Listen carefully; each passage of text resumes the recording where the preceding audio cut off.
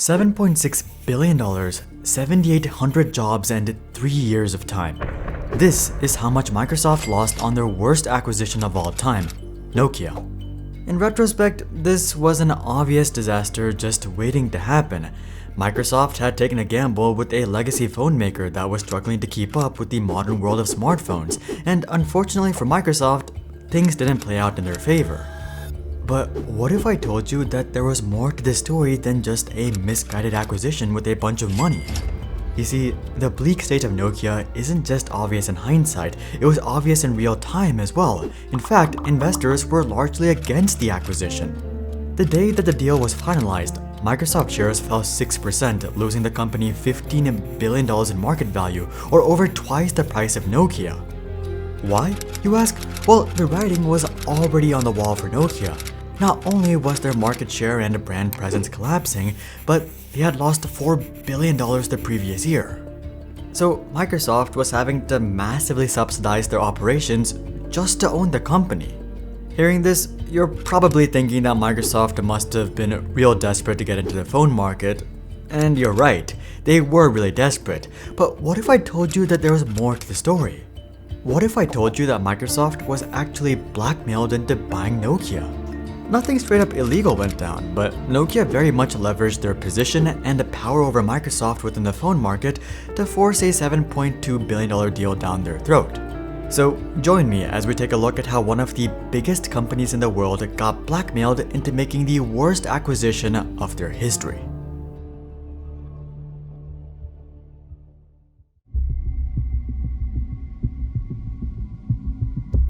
Taking a look back, Microsoft's foray into the smartphone industry can actually be traced all the way back to early 2004 to a project named Photon. The goal of Photon was to create a mobile version of Windows that would be launched by the end of 2007. To be honest, Photon didn't look all that great, but with that being said, Microsoft was very much ahead of the curve with smartphones. The problem though was that they didn't stay ahead of the curve. Photon ended up being one of those projects that kept being delayed time after time because, frankly, Photon was just a side project that Microsoft didn't really care about. That was until 2007, when Apple would reveal the iPhone. On the outside, Microsoft would put up a brave front and act like they didn't care about the iPhone. In fact, Steve Ballmer, the CEO of Microsoft at the time, would actually laugh at the iPhone and claim that it didn't appeal to business customers.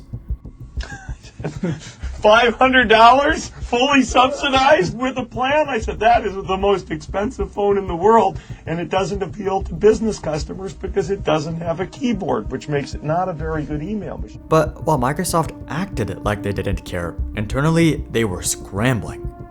They would reorganize their entire mobile team and start working on a new operating system. This was basically code for putting lipstick on Photon and shipping it as the next big thing. But this itself took way longer than expected. In fact, they would end up rushing out a beta version of this in 2009 dubbed Windows Mobile 6.5. Microsoft was very much hoping that the Windows name would carry this product, but that simply wasn't enough. Users would see right through this crappy software, and even Steve Ballmer would end up admitting that they screwed up. You would think that this failure would lead to Microsoft reevaluating their position and approaching the smartphone market from a different approach, but Microsoft simply doubled down. You see, Microsoft very much had a tunnel vision. All they could see was that Apple and Google already had solid products on the market, well, they didn't. So their number one goal was to just get to market as soon as possible, and unfortunately, this led to yet another crappy launch with Windows Phone 7. During the announcement, Microsoft would proudly tell the world that they had struck deals with many of the world's largest manufacturers. This included Dell, Garmin, Asus, HTC, HP, LG, Samsung, Sony, and Toshiba.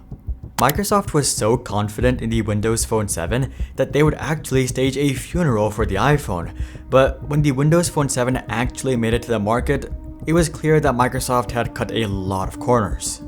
The phone didn't support copy-pasting, custom ringtones, tethering, multitasking, or even traditional notifications.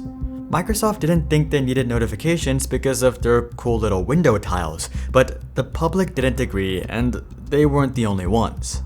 After seeing how Windows Phone 7 turned out, half of Microsoft's hardware partners would back out of the deal. Honestly, I think the only reason the other half moved forward was to stay on good terms with Microsoft, but this wasn't enough to cover for Microsoft's shortcomings. To make things worse, developer support for Windows phones was atrocious. Developers would usually just start with iOS, then move on to Android, and then just skip Windows. And given that third-party apps make the experience for most people, a lack of third-party apps made the Windows Phone an absolute no-go. If this was anyone else, this right here is where their journey within the smartphone market would have come to an end. But since we're talking about Microsoft, they would have the money and resources to throw one last Hail Mary.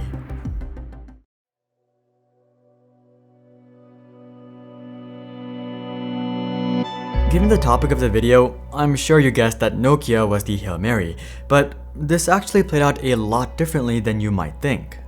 You see, Microsoft didn't just immediately move to buy Nokia. In fact, they didn't really want to own Nokia.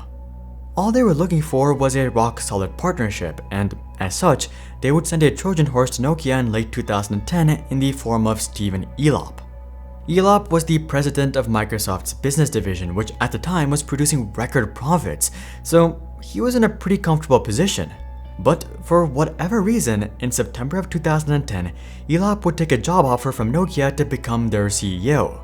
From the very beginning, this deal seemed fishy. Why would the leader of the largest division of the largest software company in the world leave to join a dying giant? And it was just as fishy from Nokia's perspective as well. Elop was their first non-Finnish CEO in their 145-year history, and to give Elop this job, they had to fire a man who had been with them for 30 years. So surely there was more to the story than just Steven being a good candidate.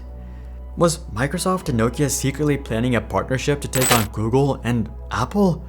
Well, yes, that's exactly what they were planning.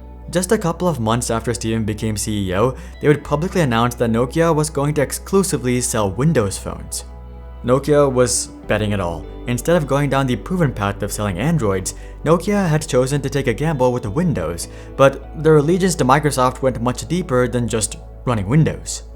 Nokia would basically become a subsidiary of Microsoft as they would support everything Microsoft. For example, they would choose to integrate Bing instead of Google, they would choose to integrate Bing Maps instead of Google Maps, and they would ditch their own app store in favor of the Windows Phone store. They basically became the go-to Windows phone maker, and they were decently rewarded for it. Unit sales would rocket to nearly 10 million per quarter, but in the grand scheme of things, this was still a massive step down for the phone giant that was Nokia. In fact, calling it a step down itself was an understatement as Nokia was getting obliterated.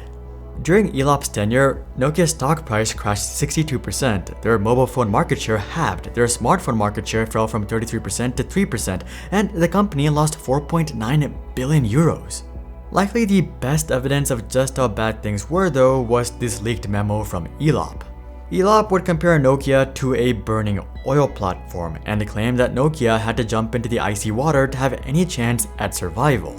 This metaphorical jump was partnering with Microsoft and going all in on the Windows Phone, but this wasn't quite playing out as they expected. What Nokia needed was a savior, and who better to save them than Microsoft? Nokia had bet it all with the Windows, so it was only fair that Microsoft returned the favor and bet it all with Nokia. But while that sounded nice on paper, Elop knew that he needed something more than just good faith to get Microsoft to buy into a growing money pit. And with that began the bid to sell off Nokia.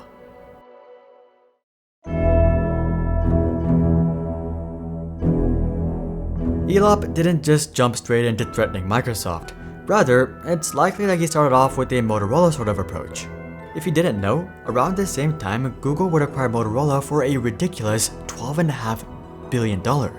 On paper, this was a terrible deal as Google would end up losing billions, but that was just on paper. The reality was that Google actually gained something invaluable from Motorola, their over 20,000 granted and pending patents. It's a really long story and I have a full video about it, but essentially, Google would use these patents to save Android from litigation from Apple and Microsoft. Seeing this, Elop likely thought about pulling the same thing over on Microsoft given that Nokia had way more patents, over 90,000 to be precise. But there was one fatal flaw with this strategy. Microsoft wasn't desperate to save themselves from a lawsuit like Google was. I mean, they were literally suing Google with patents that they already had, so for Elop it was back to the drawing board. And this is when Elop realized that while he may not be able to bribe Microsoft into buying Nokia, he could force them. You see, as Nokia became the go-to Windows Phone manufacturer, other manufacturers had slowly stepped away. In fact, by 2013, Nokia controlled 90% of the Windows Phone market, so why not threaten to move to Android? And that's exactly how things played out. In early 2013, Nokia would publicly announce that they were considering a move to Android. To be honest, this was an easy out for Microsoft. They could have just let Nokia move on to Android, except that they had already lost the smartphone wars, and move on with their lives. But instead, Microsoft would freak out that they were about to lose their last chance to win smartphones, and they would end up prematurely buying Nokia's phone business for $7.2 billion. This was honestly a genius move by Elop, as he would brilliantly make his way back to Microsoft as an executive after having a terrible run at Nokia. In fact, Elop is still at Microsoft today, serving as their executive vice president.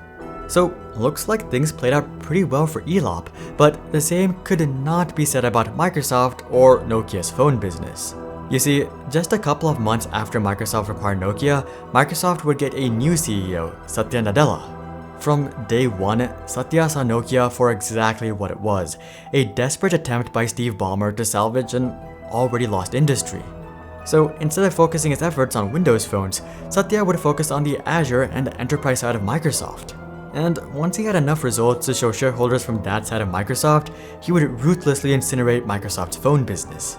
He would sell off the remaining parts of Nokia, lay off thousands of Nokia employees, and write off $7.6 billion in losses. Keep in mind, they only paid $7.2 billion for the business, so they essentially wrote off the entire amount and another $400 million on top of that. Yeah, I don't think it's controversial to say that this was by far Microsoft's worst acquisition. And it was all because they let the threat of Nokia switching to Android get to their head. Unlike Microsoft's bet with Nokia, Google's bet with Motorola may have been their best bet of all time. Check out this video to learn more, but until then, I'm Hari, and I'll see you guys on the next one.